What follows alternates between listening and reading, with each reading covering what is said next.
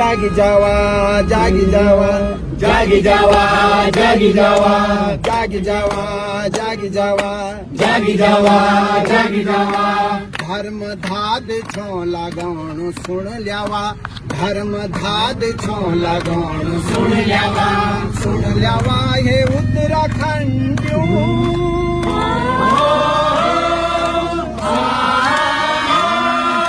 एकजुट एक मुट्ठ वे जावा जागी जावा एकजुट एक मुट्ठ वे जावा जागी जावा एकजुट एक मुट्ठ वे जावा जागी जावा धर्म धाद छो लगाणु सुन ल्यावा हे उत्तराखंड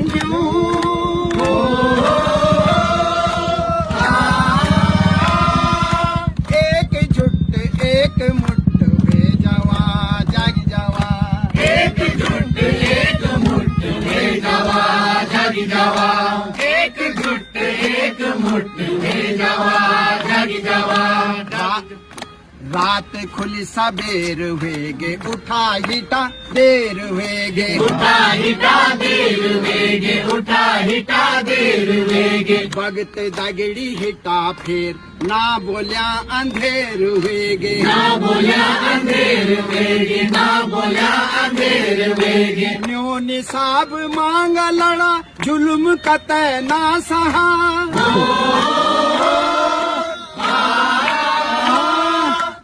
एकजुट एक मुट्ठ वे जावा जागी जावा एकजुट एक मुट्ठ वे जावा जागी जावा। से मैं ओंकार सिंह कोहली इस वक्त सती जी के साथ बैठा हूं, जो इस आंदोलन को एक अच्छी मुकाम पे लेके जा रहे हैं। और यहाँ पे जैसे कि धामी जी आए और बहुत सी बातें हुई हैं, लेकिन आके कहाँ गए वो लोग, कहाँ तक पहुंच पाए हैं? वो लोगों तक हकीकत में जहां पे जरूरत थी जाने की वहां नहीं गए हैं। जहां दो चार लोगों की जान पहचान रही है, मेरे हिसाब से जितना मैंने सुना है वो ये सुनने में आया कि जिन की जान पहचान थी वहां तक गए और वहां से वापस चले गए। दूसरी जो बातें हैं, मैं खासकर मैं सती जी से बात करूंगा तो ज्यादा बेटर है मैं ना बोलूं। सती जी, आपको अभी यहाँ पे लग क्या रहा है, जो सिचुएशन है? सिचुएशन तो जो है दिन प्रतिदिन बिगड़ रही है और मैं लगातार इस बात को कह रहा हूँ कि यहाँ आपदा अभी आई नहीं है, आपदा शुरू हो रही है और ये बढ़ती जाएगी, है ना। ये तो जो है डिजास्टर मेकिंग है, आपदा बन रही है और सरकार इसको और ज्यादा जो है डिजास्टरस और ज्यादा खतरनाक बना रही है। सरकार की जो नाकामी है, उसकी जो कमी है, तो रोज दरारें बढ़ रही हैं, रोज नए नए घर नए नए इलाके इसकी जद में आ रहे हैं और सरकार जो है उसको डील करने में, उससे लड़ने में लगातार अक्षम साबित हुई है।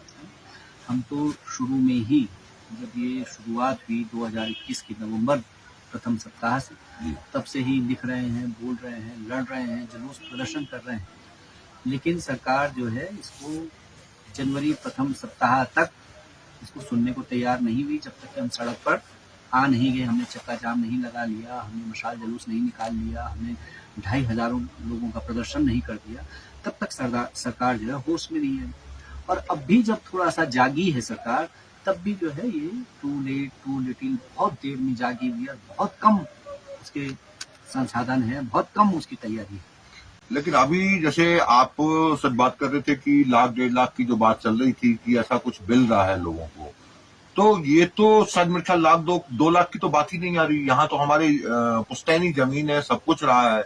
अगर हम यहाँ से छोड़ के जा रहे हैं, मतलब ना जाने हम क्या पीछे छोड़ के जा रहे हैं, एक तरह से देखा जाए तो यहाँ पे जो संघर्ष है, वो संघर्ष को तो हम रुपए पे नहीं तोल सकते किसी भी अंक से। हमने जो है ये कहा था सरकार को कि क्योंकि आप जो है इतने लार्ज नंबर में, इतनी बड़ी संख्या में लोगों का इवैक्यूएशन यानी कि लोगों का विस्थापन नहीं कर सकते, उनको निकाल नहीं सकते, तो लिहाजा आप ये कीजिए।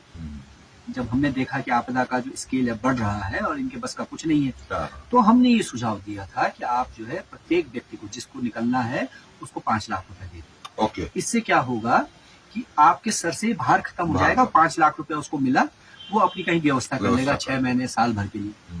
उस 5 लाख में से 1 लाख रुपया तो आप उसको अहेतुक राशि के तौर पर रहने दीजिए। और ओके। 4 लाख रुपया जो है जब उसका एस्टिमेशन हो घर का, हम्म, जब उसके घर की ये हो जाए कि भाई इसकी इतनी कीमत है, तो माना उसकी कीमत 10 लाख हुई, तो उसमें से 4 लाख रुपया आप काट लीजिए अपना, ओके। और 1 लाख रुपया उसके पास रहने दीजिए, ताकि जो उसका क्योंकि रोजगार चला गया, हाँ, उसका वो काम उसको धाम चला गया, उसकी कृषि चली गई, survive तो कर- कम से कम वो 6 महीना साल भर सर्वाइव कर ले।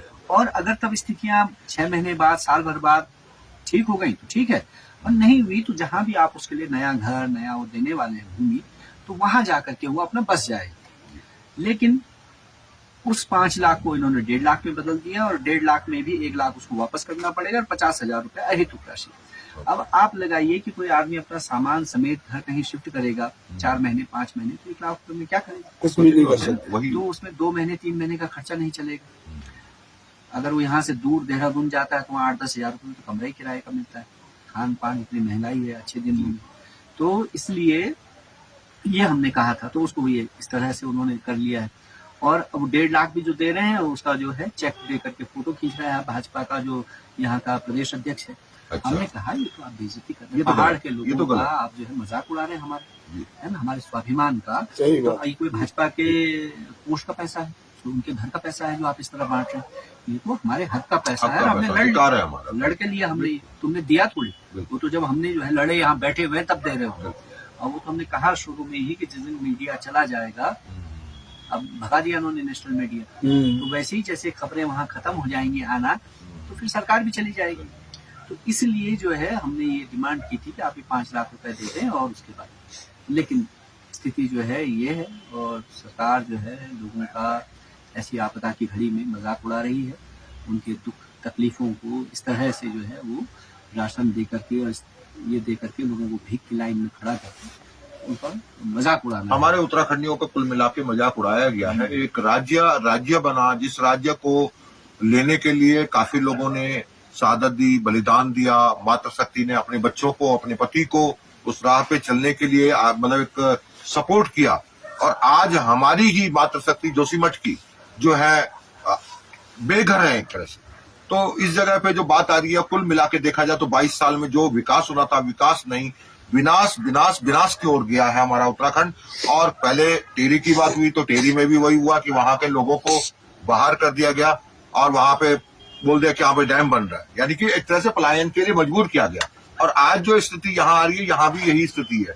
लेकिन जहां बात आती है, हमारा देवभूमि है, जोशीमठ एक बहुत बड़ा जगह है ये, तो इसको अगर किसी और जगह विस्थापित करने की, तो आपकी क्या राय होगी इसमें? अगर किसी और जगह बोला जाए कि आप लोग बोले यहाँ के लोग कि हमें उस जगह पे विस्थापित कर दिया जाए, और वहां से ही ये रूट बना रहे। हम लोग तो लगातार इस बात को कह रहे हैं कि हम इसी आबो हवा में रहने के आदी हैं, यही पहाड़ियां जिनमें हमने अपना बचपन काटा, जी जी जी। अपनी जवानी बिताई, और जिसके लिए हम संघर्ष करते रहे लगातार, जिसकी बेहतरी के लिए, तो हम इस आबो हवा को, इस पहाड़ को छोड़ के जाने के लिए कतई तैयार नहीं है। हमको अगर कहीं रहना है तो यही हमारी व्यवस्था करनी होगी, इसी के आसपास की जगह जो स्थिर जगह हो, जो स्थायी, जो हमारे लिए ठीक रहे, लंबे समय तक दीर्घकाल के लिए, जहां आपदाओं से निरापद जो स्थान हो, ऐसी जगह पर हमारे लिए निर्माण किया जाए। तो हम रहना यही चाहते हैं, हम कहीं बाहर जाना नहीं चाहते। हमने देखा है टिहरी के विस्थापितों को, उनको जब जो है वहाँ ऋषिकेश के पास और वहाँ जब विस्थापित किया गया, अभी देखिए हवाई पट्टी के विस्तार में वो टिहरी के लोग वहाँ जाकर के विस्थापित हुए, और अब आप वहाँ से भी उनको उखाड़ रहे हैं, और जगह जगह ये हो रहा है। इसलिए हम तो जोशीमठ की जो हमारी आबो हवा है, हमारी जन्मभूमि है, इसको कहीं जाने के लिए, इसको छोड़ के जाने के लिए तैयार नहीं। बहुत महत्व रहा है इसकी, जो है क्रोनोलॉजिकल इतिहास है 1500 सालों का, और शंकराचार्य के आने के बाद इसको एक आध्यात्मिक, इसका वो महत्व बढ़ा, और दुनिया भर से जो शांति चाहने वाले हैं, मानसिक शांति चाहते हैं, वो लोग यहाँ आते हैं अध्ययन के लिए, मनन के लिए। तो ये इसका अलग महत्व है, और इसीलिए मैं बार बार इस बात को कह रहा हूँ कि जोशीमठ सिर्फ जोशीमठ के लोगों का नहीं है, ये तो पूरी दुनिया की धरोहर है, उन सबकी धरोहर था। और इस धरोहर को नष्ट कर दिया एक जो है बिजली बनाने वाली कंपनी ने। तो इसलिए हम तो बार बार इस बात को कह रहे हैं कि जोशीमठ के लोगों को यहीं, जोशीमठ के पास जो जगह हो, स्थिर हो, ठीक हो, उसका भूगर्भिक अध्ययन किया जाए, और भूगर्भिक दृष्टि से जो ठीक जगह हो वहाँ हमको बसाया जाए, ताकि इसका जो आध्यात्मिक महत्व है, इसका जो सांस्कृतिक महत्व है, इसका जो ऐतिहासिक महत्व है वो बना रहे, आने वाली पीढ़ी भी उसको उसकी निरंतरता बनी रहे। जी आपसे सतीश जी एक लास्ट वो है कि अगर आप जितने भी उत्तराखंडी हमारे को देखेंगे, जो भी लोग वीडियो देखेंगे, तो आप क्या कहना चाहेंगे एक उत्तराखंडी को?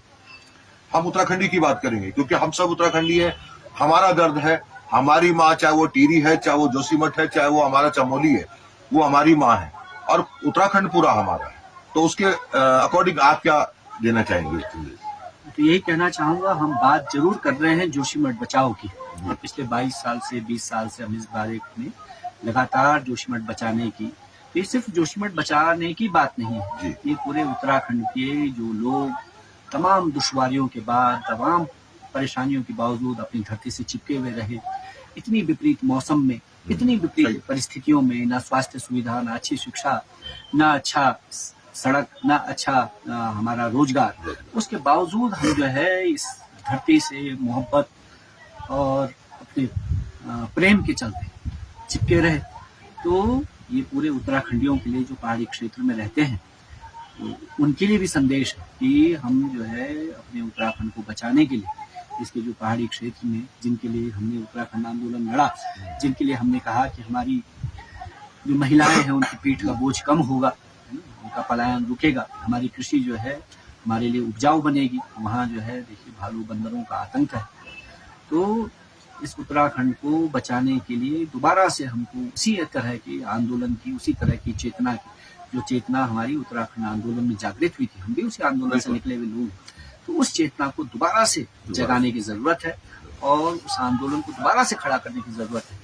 और उस समय उत्तराखंड पाने की लड़ाई थी, अब उत्तराखंड बचाने की, यहाँ के जल जंगल जमीन को बचाने की लड़ाई, यहाँ की प्रकृति के संरक्षण की लड़ाई, और यहाँ के जो संसाधनों की लूट भाजपा कांग्रेस जैसी सत्ताएं कर रही हैं, उन संसाधनों की लूट को भी किसी तरह बचाने की लड़ाई हमको लड़नी पड़ेगी। यही हमारा आपसे संदेश है, यही उत्तराखंड के लोगों से। तो साथियों, जहां तक हमने यहाँ जाना, और यहाँ तो खैर क्या पूरे उत्तराखंड में जो देखने को मिल रहा है, अगर यहाँ पे बात आ रही है कि यहाँ पे एनटीपीसी का चल रहा है, तो एनटीपीसी वालों को इस समय में कार्य बंद कर देना चाहिए और लोगों को पहले बचाना चाहिए। लेकिन यहाँ पे क्या है कि सरकार अपने प्रोजेक्ट को आगे बढ़ाना चाहती है, उसको प्रॉपर निरंतर करना चाहती है, लेकिन समाज के लोगों को, उत्तराखंडी समाज को देखना नहीं चाहती है। तो ये एक सबसे बड़ी लड़ाई होनी चाहिए हमारे उत्तराखंडियों की कि उत्तराखंड को हमें बचाना है। धन्यवाद आप सभी का।